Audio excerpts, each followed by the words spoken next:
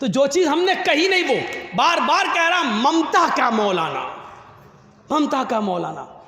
ये तो अच्छा हुआ कि वो ममता का मौलाना कह रहा है।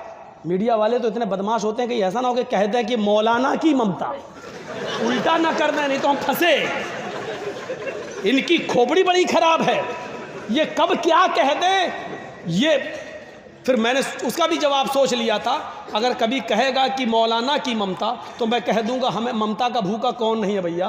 पूरे हिंदुस्तान में हमें तो कहीं ममता मिली नहीं, जहाँ गए वहीं केस हुआ। हमको जहाँ ममता मिली, मोहब्बत मिली, हम वहाँ चले गए। ये मीडिया ऐसा लग रहा है जैसे चुनाव बीजेपी नहीं लड़ रही है, इंडिया टीवी वाला लड़ रहा है, हिंदुस्तान लड़ रहा है। अब सोचो कि कितनी हड्डियां डाली गई होंगी इन कुत्तों के सामने, और उन हड्डियों में कितनी लज्जत होगी कि ये तोड़ मरोड़ कर जो जुमले पेश कर रहे हैं। हर जगह गाली सुन रहे हैं, किसान आंदोलन में गाली सुन रहे हैं, मीडिया वाले भगाए जा रहे हैं, चप्पलें पड़ रही हैं, जूते पड़ रहे हैं, लेकिन हड्डी का मजा इतना है कि ये बेइज्जती समझ ही नहीं रहे हैं अपने। टेस्ट ऐसा लग गया है इनको। कभी तो उतरेगा नशा, शुरुआत तो हो ही चुकी है तुम्हारी। तो शयन शान का माना होता है सोने की जगह जहां सुला दिया जाए, यानी कब्रिस्तान। अल्लाह की कसम, हिंदू धर्म को आप पढ़ेंगे तो हिंदू भाइयों को आप अपने गले से लगाएंगे कि जो बातें कुरान में और हदीस में हैं वही हिंदू भाइयों में। आप कभी नफरत नहीं करेंगे किसी हिंदू भाई से और ना हिंदू किसी मुसलमान से। ये इन पॉलिटिकल लीडरों का मामला है, ये हम लोगों को एक नहीं होने देते। देखा मरकज़ में निज़ामुद्दीन का हाल क्या कर दिया था, कोरोना की फैक्ट्री, जबकि कोरोना ट्रंप लेके आया था और जोड़ दिया मरकज़ से बेचारों से। मौलाना साहब, मुझे तो डर लग रहा था ये कल गए कि परसों गए। बाद में फिर क्या हुआ, फिर कोर्ट, हाई कोर्ट और सुप्रीम कोर्ट ने फिर जूते मारे इनकी खोपड़ियों पर।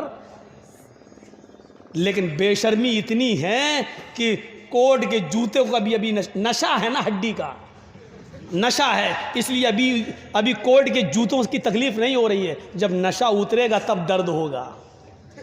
ऑपरेशन जब डॉक्टर करता है तो सुन कर देता है ना उस जगह को, तो ऑपरेशन हो जाता तब दर्द नहीं। जब नशा उतरता है तब आदमी को दर्द होता है। जब ये हड्डी डाली गई, उन हड्डियों का नशा उतरेगा तब दर्द इनको महसूस होगा कि हमने इस देश को कहाँ पहुँचा दिया है, इस सोने की चिड़िया को हमने कहाँ पहुँचा दिया है, कहाँ पहुँचा दिया है, तब दर्द होगा। हिंदू धर्म और इस्लाम को पढ़ने के बाद आप हिंदू भाइयों से कहोगे यार जो चीज़ हमारे अंदर वो आपके यहाँ है। आप हर मुसलमान उनको दावत देगा और उनको अपने करीब करने की कोशिश करेगा, लेकिन होने ही नहीं देते, ये लोग नहीं होने देते। अब बताइए हम ही एक मौलाना उसको मिले, बार बार ममता का मौलाना, ममता का। अल्लाह रहम करे, अल्लाह इस मीडिया वाले को अक्ल सलीम अता फरमाए, सद्बुद्धि प्रदान करे। तो मंत्र पढ़ा दिया मैंने, बता दिया शहनशान का मतलब कब्रिस्तान। तो तौहीद हिंदू धर्म में भी है। अब बताइए इससे बड़ी तौहीद होगी, इससे बड़ी? एक ब्रह्मा, इस ब्रह्मांड दुनिया को बनाने वाला एक ही है, दूसरा नहीं। इससे बड़ी तौहीद कहीं होगी? जिस तरह एक प्यार करने वाली पत्नी का एक ही पति होता है, उसी तरीके से सच्चे भक्त का एक ही ईश्वर होता है। जिस तरह बहुत से मर्द रखने वाली पत्नी नहीं वेश्या कहलाती है, ऐसे ही बहुत से देवी देवताओं पर विश्वास करने वाला, उनको मानने वाला वेश्या समान होता है। इससे बड़ी तौहीद कहीं होगी? कुरान करीम अपने अंदाज में उस तौहीद को पेश करता है, इन्नल्लज़ीना तदऊना मिन दूनिल्लाहि लन यख़्लुक़ू ज़ुबाबन वला बिजतमऊ लह।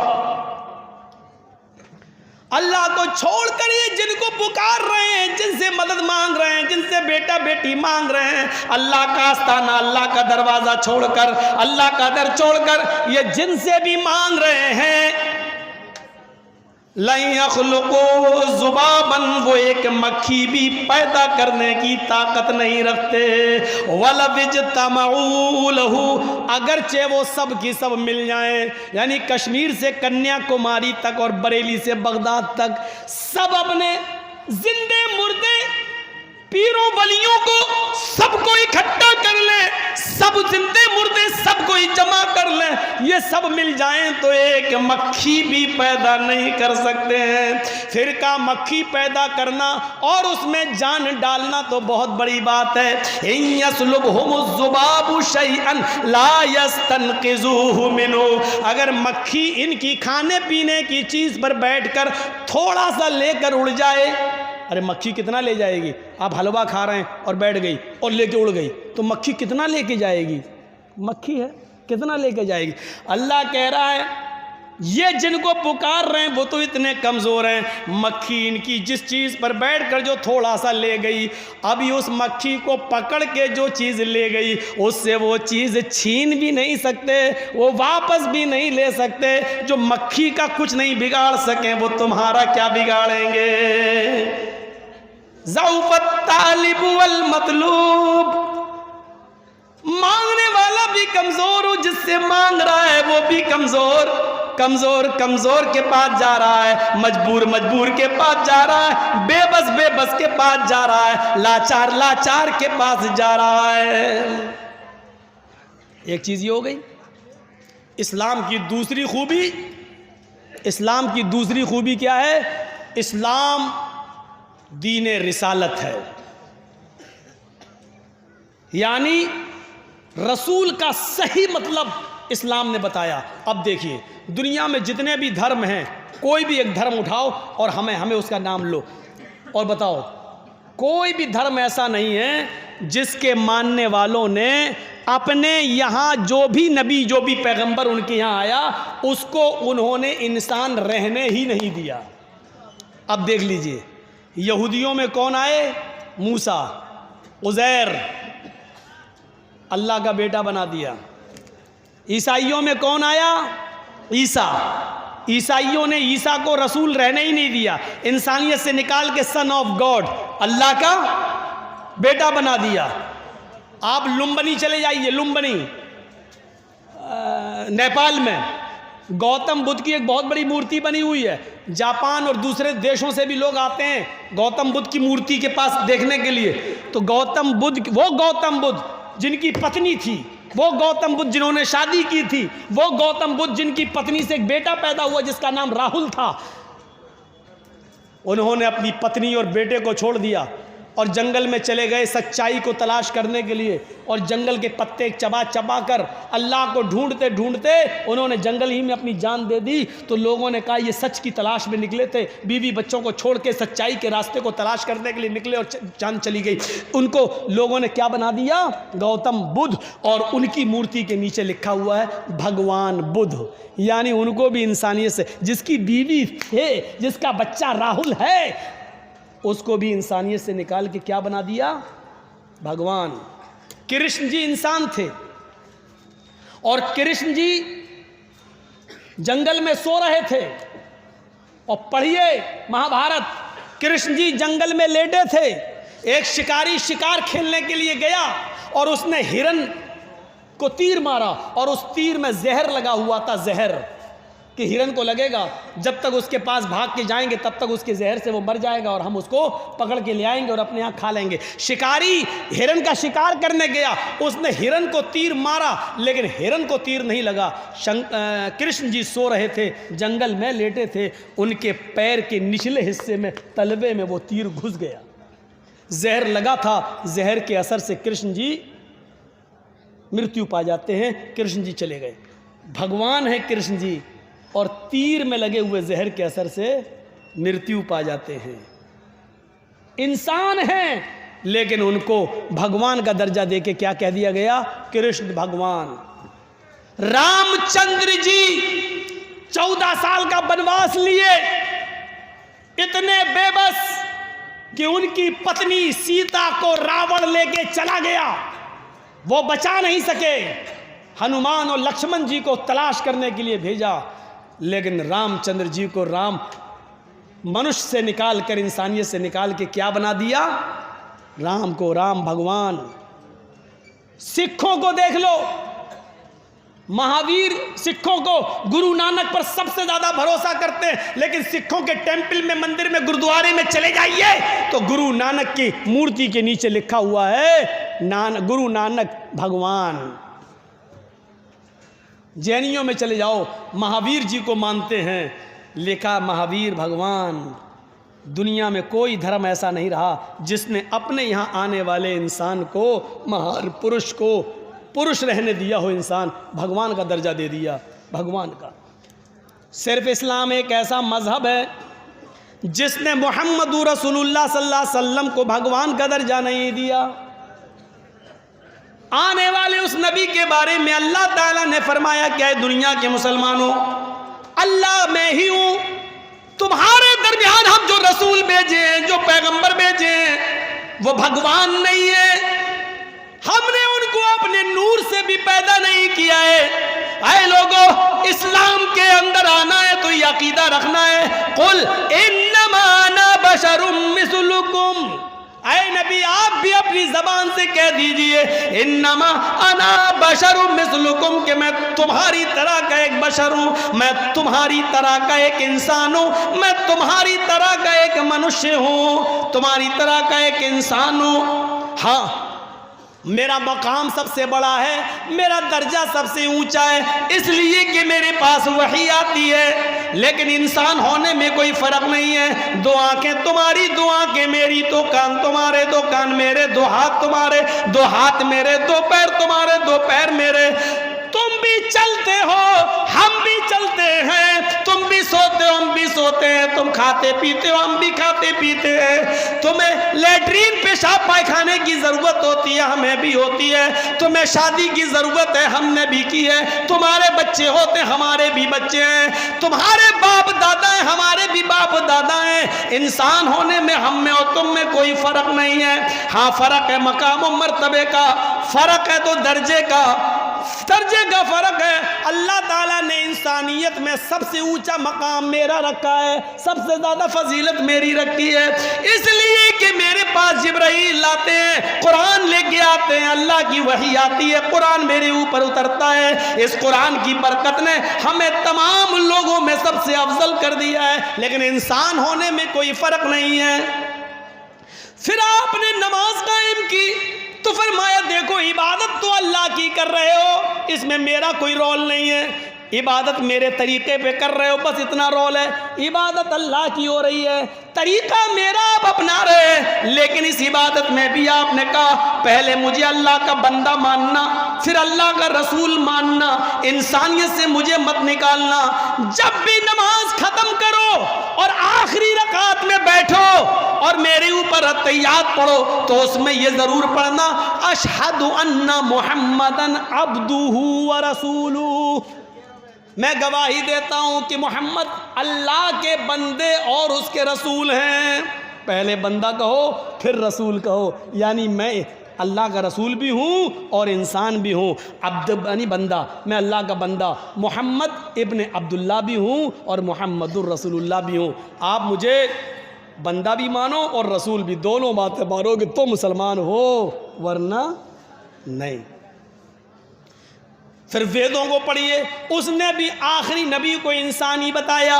वेदाहमिद पुरुष महानिमादित्तो, वेदाहमिद पुरुष महानिमादित्तो वरुण तपस प्रस्ताति अन्याय। वेदाहमिद पुरुष, अहमद इस दुनिया में आएंगे, पुरुष इंसान होंगे। वेद भी कह रहा है कि वो पुरुष होंगे, वो इंसान होंगे, पुरुष इंसान मनुष्य, वो पुरुष होंगे इंसान होंगे। वेदाहमिद पुरुष महानिमादित्य, बहुत बड़े महान पुरुष होंगे, उनके बराबर कोई दूसरा नहीं होगा। वरुण तपसा, ईश्वर का अल्लाह का बहुत ज्यादा नाम लेने वाले होंगे, अल्लाह की भक्ति करने वाले होंगे। वरुण तपसा, बहुत तपस्या करने वाले होंगे। प्रस्ताद, जब अल्लाह ईश्वर का बहुत ज्यादा नाम लेने वाला इस धरती पर आ जाए और उसका नाम अहमद हो और वो सबसे महान पुरुष इंसान हो, तो तुम उसी के घर में चले जाना, उसी की कुटिया में चले जाना, उसी के धर्म में शामिल हो जाना। प्रस्ताव उसी की कुटिया में चले जाना, प्रस्ताव उसी के नक्शे कदम पे चलना, वो जो कहे उसी की बात मानना, अहमद के रास्ते पे चलना। यन्याय स्वर्ग में जन्नत में जाने का अहमद के रास्ते के अलावा कोई मार्ग, कोई दूसरा रास्ता नहीं है। अहमद के रास्ते के अलावा कोई दूसरा रास्ता नहीं है। ये लीजिए, इंसान बता दिया वेदों ने भी, और अल्लाह के रसूल तो इतने बड़े ऐसे इंसान थे, लेकिन सादगी का हाल ये था कि एक शख्स को किसी ने भेजा कि जाओ हमारे गांव में ये परेशानी है और उसकी शिकायत अल्लाह के रसूल से करो। वो अल्लाह के रसूल के पास आया, कहने लगा कि मैं परेशानी बताऊंगा। जैसे ही वो अल्लाह के नबी के पास आया तो अल्लाह के नबी का चेहरा देखकर वो डर गया, कांपने लगा। इतना रौब था नबी के चेहरे पर कि अल्लाह के नबी को देखकर वो कांपने लगा, थर्राने लगा और अपनी बात कह ही नहीं पा रहा था। अल्लाह के रसूल उठे, उसके पास गए और कहा कि तुम किस गांव से आए हो? फला गांव से। क्या बात है, तुम कुछ कहना चाहते हो? जी जी जी, कहो, बेफिक्र होके कहो, डरो नहीं। जी वो मेरे गाँव में नहीं कह पा रहे। तो अल्लाह के रसूल ने उसका डर निकालने के लिए क्या कहा? डरो नहीं, इन्नी लस्तो भी मलिक। अरे मैं कोई बादशाह थोड़ी हूं, मैं कोई बादशाह थोड़ी हूं जो तुम मुझसे डर रहे हो। अना बनु इमरातिन ताकुलुल कदीद, मैं भी अरब की ऐसी औरत का बेटा हूं, मुझे भी उस माँ ने पैदा किया है, मुझे भी उस औरत ने अपने पेट से जना है जो गोश्त के सूखे टुकड़े खाती थी, खुश्क गोश्त, सूखा हुआ गोश्त खाती थी। कदीद, अरब के अंदर कदीद उस गोश्त को कहते थे जो पहले ऊँट काटा जाता था। ऊँट जैसे मान लीजिए ज़िबा कर दिया, नहर कर दिया, तो 5 किलो 10 किलो गोश्त इकट्ठा कर लिया और उसको धूप में डाल दिया और नमक वमक लगा के, साल्ट वाल्ट लगा के उसको धूप के अंदर खुश्क कर लिया। फिर उसको रख लिया अपने यहाँ और उसी में से आधा किलो 250 ग्राम पाव भर निकाला, जब ज़रूरत हुई खा लिया। और 2 महीने 3 महीने 4 महीने तक अरब के लोग खाते थे। उस गोश्त को कहते हैं कदीद। तो क्या कहा? मैं ऐसी औरत का बेटा हूं जिसको ताज़ा गोश्त भी नहीं मिलता है, जो गोश्त के सूखे टुकड़े खाती थी, खुश्क गोश्त खाती थी। मैं उस माँ का बेटा हूँ, मुझे उस औरत ने पैदा किया, क्यों डर रहे हो मुझसे?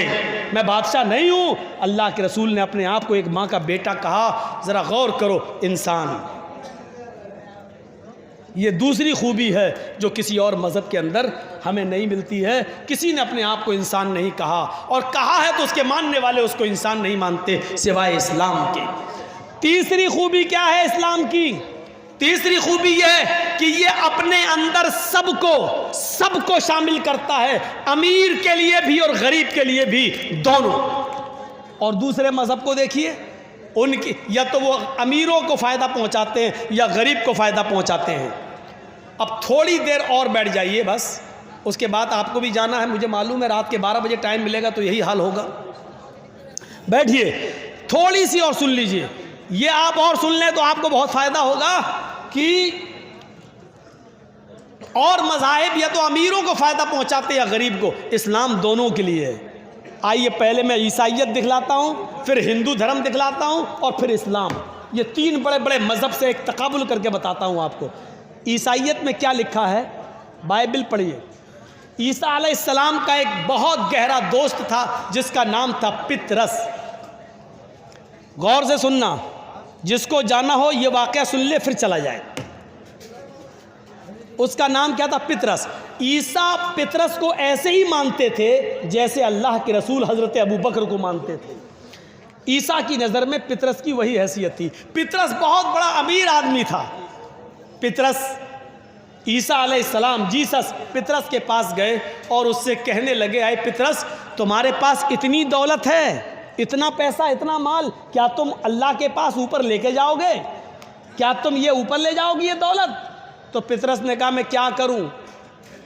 जीसस ने कहा कि सारा माल अल्लाह की राह में खर्च कर दे, सारा माल अल्लाह की राह में खर्च कर दे।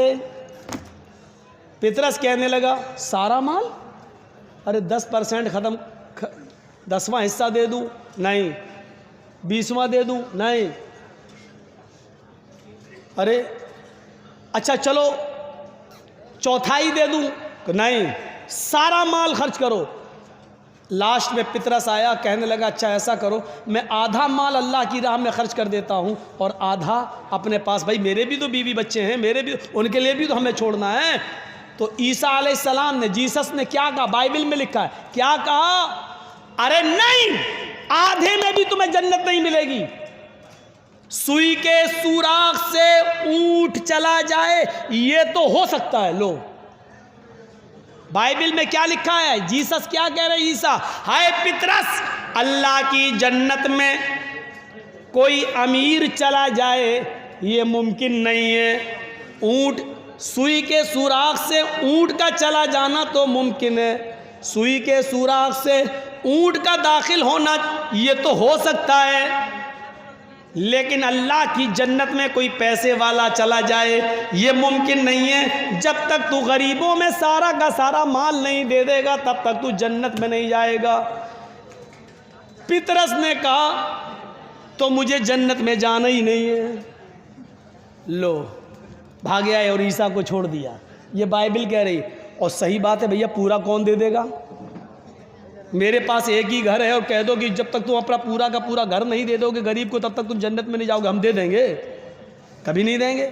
इसलिए इस्लाम ने क्या कहा, अगर तुम इस्तिताअत रखते हो तो तुम्हारे ऊपर जिम्मेदारी क्या है, 2.5%, 100 में 2.5 रुपया गरीब को दो, 1000 में 25 रुपया दो, 1 लाख में 2.500, हर आदमी दे सकता है, लेकिन कह दो 1000 पूरा दे दो तो कौन दे देगा। तो पितरस ने कह दिया हटो, नहीं देंगे। तो पता चला ईसाई बनोगे तो गरीब होना ज़रूरी है, अगर अमीर रहोगे तो जन्नत में जा ही नहीं सकते।